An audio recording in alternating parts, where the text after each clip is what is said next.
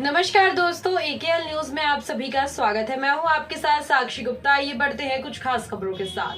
जिला मुख्यालय के कलेक्टर केएल चौहान, वरिष्ठ पुलिस अधीक्षक श्री सदानंद कुमार के नेतृत्व में एमपीएस, एपी सहित पुलिस के जवानों के साथ रक्षित आरक्षी केंद्र से निकलकर गार्डन चौक बस स्टैंड के रास्ते होते हुए अंबेडकर चौक से वाजपेयी हॉस्पिटल, मंडी रोड, सादर road, Durga Chowk bus stand से बाहर आरक्षी केंद्र तक फ्लैग मार्च किया गया। फ्लैग मार्च से शांतिपूर्वक निर्भीक होकर स्वच्छ मतदान का संदेश दिया गया तथा चुनाव के इस पर्व में भाग लेने हेतु प्रेरित किया गया। साथ ही शांति व्यवस्था बनाने के लिए सख्त संदेश दिए गए। इस अवसर पर जिला पंचायत सीईओ दिव्या अग्रवाल, अतिरिक्त पुलिस अधीक्षक अविनाश सिंह ठाकुर, विभिन्न कंपनियों के वरिष्ठ अधिकारी सहित अनुविभागीय अधिकारी, राजस्व, बालौदा बाजार, अमित गुप्ता, अनुविभागीय अधिकारी, पुलिस निधि नाग सहित विभिन्न थानों के टीआई मौजूद रहे।